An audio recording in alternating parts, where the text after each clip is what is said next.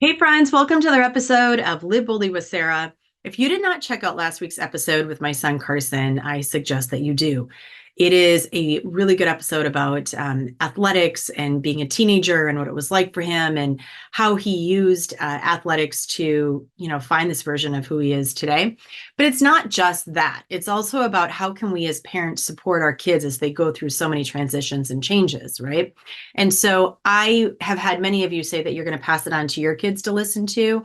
I do think that it's a great one to definitely share with them and also just to spread out into the world.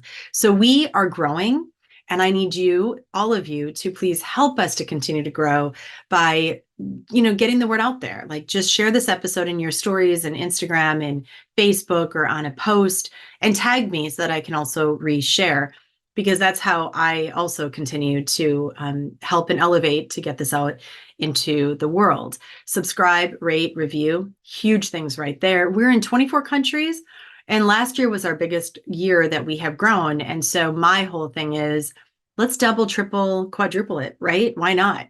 If there is something that you also want me to talk about, then please let me know, send me a message, or if you want me to have a certain guest on, I would love to bring different people on that all of you want to listen to as well.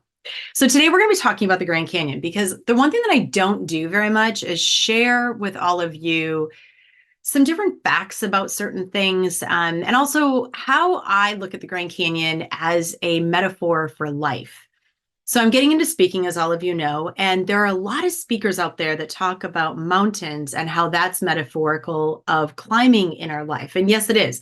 They're amazing for leadership, amazing for talking about goal setting and intention setting, right? Because we're all climbing. We're climbing something in life. If it's not a problem, it might be the corporate ladder.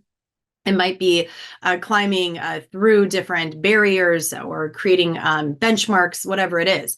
But when it comes to the canyon, the reason that I love it so much is that we do just the opposite in that space. We descend in first, right? And so we go into the canyon to find this new version of who we are. If it's a leader, if it is really solving a problem, it is an incredible metaphor for how many changing environments that we all go through in life, because there are so many microsystems, because the canyon net was not created, right, like a mountain was. We're talking about forging we're having all these different forces to forge this space. So I want to give you a couple of facts. I want you to first imagine that you are standing on the rim of the Grand Canyon. I actually do something similar to this when I from stage, and so I'm going to do it with all of you right now. And I do it with my clients where we're actually standing on the rim. So I want you to imagine that you are standing on the rim of the Grand Canyon, right? And your feet are barely touching the edge. Now, we wouldn't actually do this, by the way. We wouldn't go to the edge. We would stand away from the edge a little bit. But imagine that you're literally standing on the edge of the Grand Canyon, right? You're looking down into this incredible, just beautiful space. This I like to call it the big ditch, to be honest with you, because it is. It's like a big ditch. And as you're looking out into this canyon, really use it as a metaphor for your life. What problem is it that you're working through right now? What is the barrier that you need to work through? What is the challenge that's in front of you? As you are working through a challenge or a barrier or going through any problem, things happen. We all have these incredible microsystems and climates and environments that we are walking through as we are walking through anything that is hard in life, right? Now, a few facts for this canyon. It is 6,000 feet deep. It is 18 miles wide. It is 277 miles long. And the oldest rock to be known in this canyon is 1.8 billion years. Now, the canyon itself is only 5 to 6 million years old. Why? Because obviously we have this Earth is older, right, than the canyon was created. So if you really think about that and metaphorically what it is that you work through on a daily basis and how long it took for this canyon to form, 5.6 million years, that means that when we're working through anything, we also have to have a lot of patience. We have to have a lot of pause. We have to be able to sit and reflect in a different kind of way. My mom and dad used to say to me all the time, they were like, Sarah, what Rome wasn't created in a day. And I'm like, yeah, well, duh, I know that. But I'm one of those people that really like to work through things fast. I don't like to waste time. And sometimes time is exactly what we need. Patience is exactly what we need in order to get to that next space in life. So I want to share something with you that I use in my speaking engagements, and it's an acronym. And the acronym that they use is actually DUDE. It's DUDE.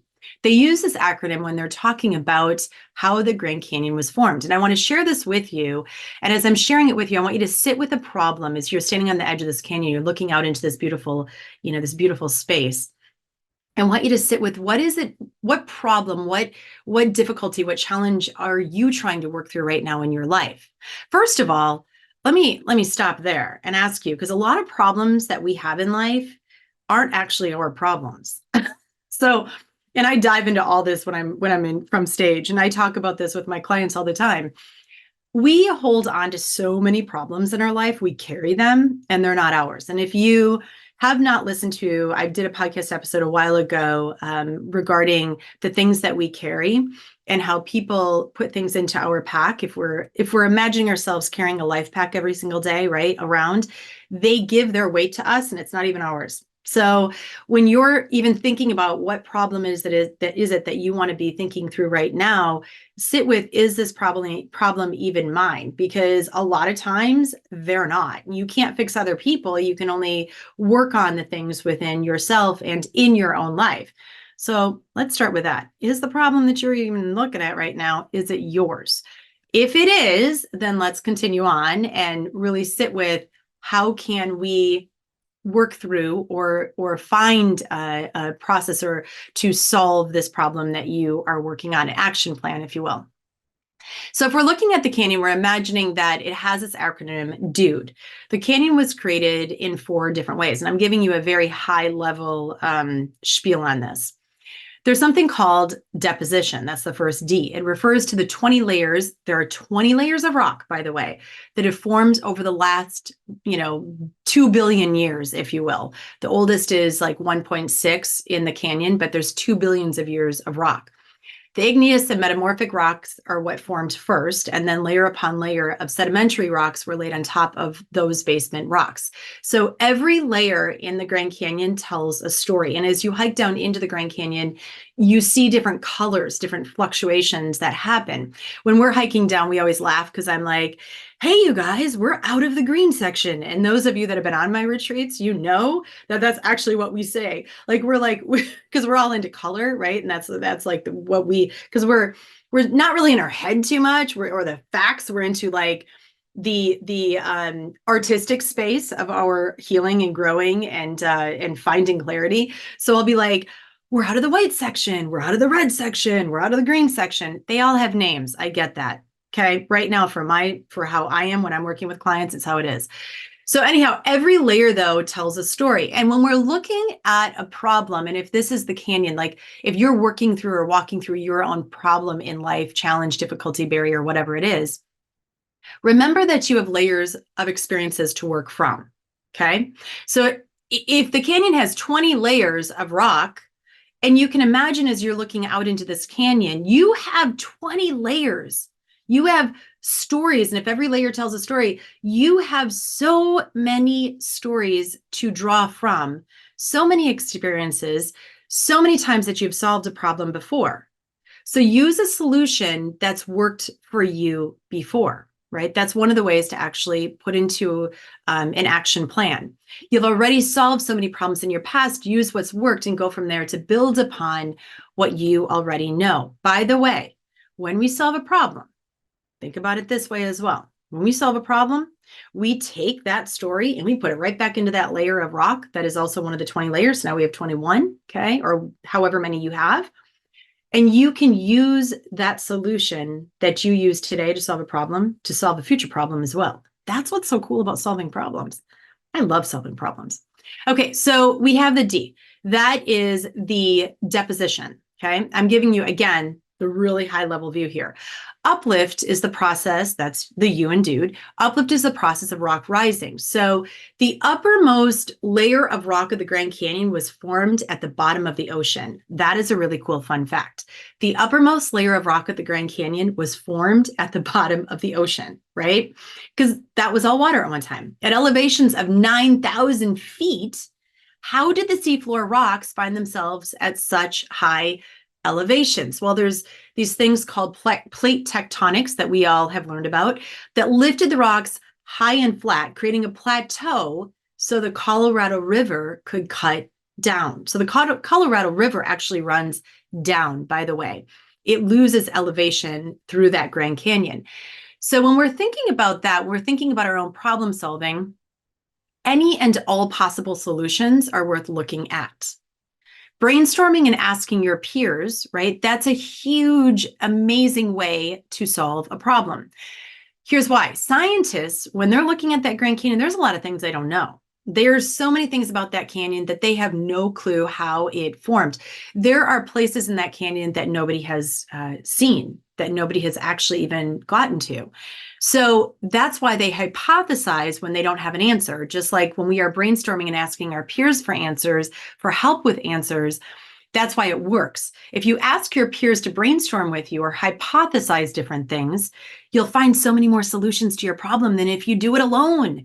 So use that power of uplifting, of asking for help and getting more possible solutions together, working them in to see what can actually come when we are putting in together an action plan and finding your solution. So the next D is down cutting. It is the Colorado River down cutting, like I just said, through the rock over the last 5 to 6 million years. Water carries rocks and debris through this canyon. It cuts down into the earth and it chisels through the actual river bed. So when we are thinking about, and yes, by the way, people ask me this all the time, is the Grand Canyon green? Yes. Is it brown? Yes. Is it blue? Sometimes. It literally is like every color because of the sediments that are also carried within the Colorado River as it's floating down the canyon.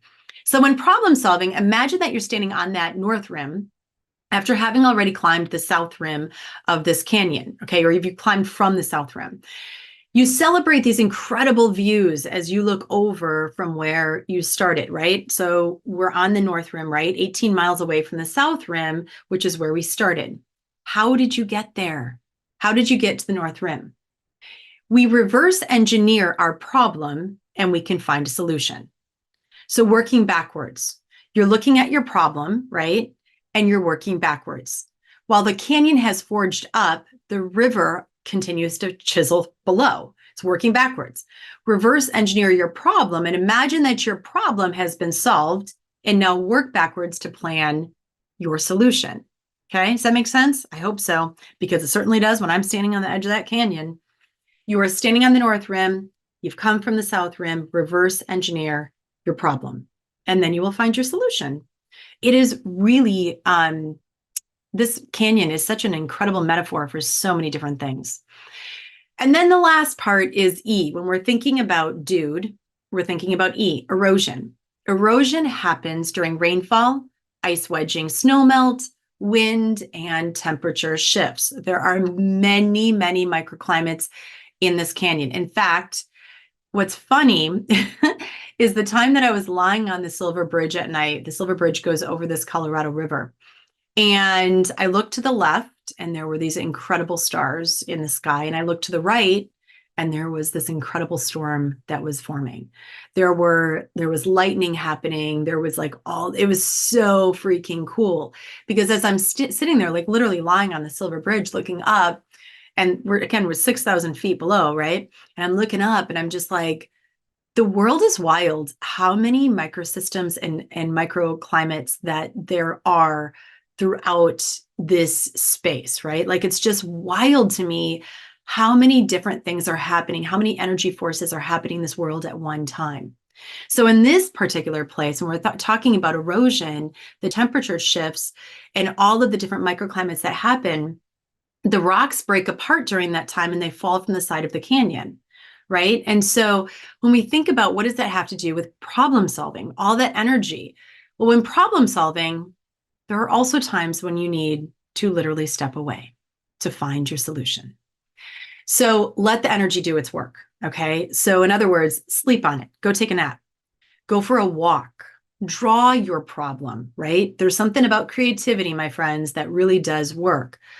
Every brain processes information differently. So, going for a walk or drawing your problem stimulates that creative part of your brain. The frontal lobe of your brain, which is where we have executive functioning, it starts to slow down when we actually give it some space and to just rest, right? It slows down as we are outside or as we are drawing a problem or we're taking a nap. The cerebellum, which is the back part of your brain, that's where creativity is, that starts to rise then. It can actually help you find clarity. When you sleep, your brain sorts through the day's events and stores them as memories. And this enables you to process your ideas at a subconscious level. So, whatever it is that works for you, do it. And that will help you to get to that place of solving your problem.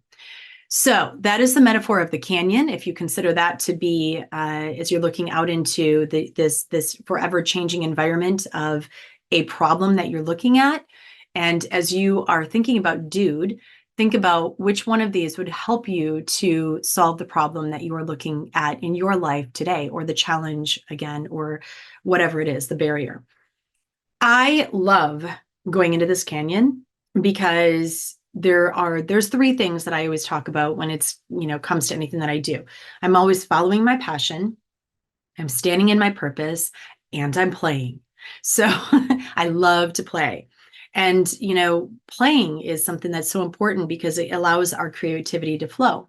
And so even when you're sitting with your problems or your challenges or whatever, play with them, play with the solution, play with your action plan, and then put it into action, right? Take those steps down in, actually put the problem solving into action and see what comes as your result. One of the most important things though, pivot if needed.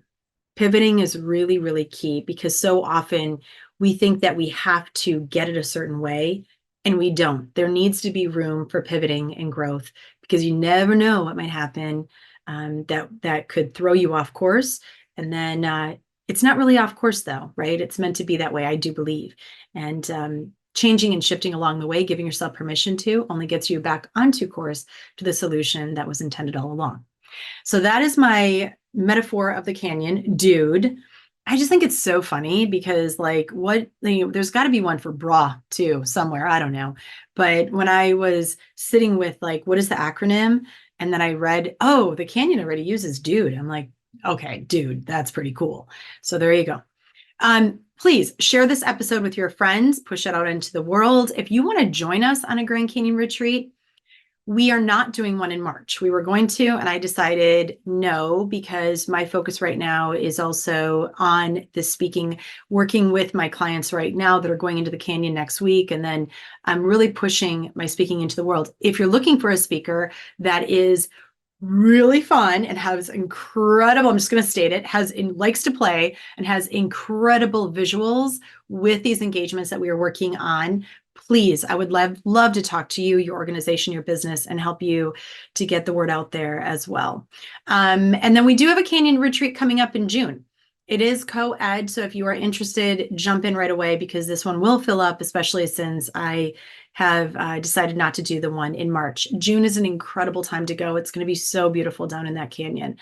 We'll be doing a lot of playing in water and just lots of different stuff that I don't want to share right now because I want you to message me and I'll share with you there. So with that, have a wonderful rest of your day. Make sure that you push this into the world. Like I said, go rate, review, and subscribe to all the podcasts. And let's continue to be ripples for one another. Talk to y'all soon. Have a great freaking day, my friends. Just a really great, amazing day. And go solve that problem in your life. Get that off your shoulders and walk a little lighter at the end of your day as well.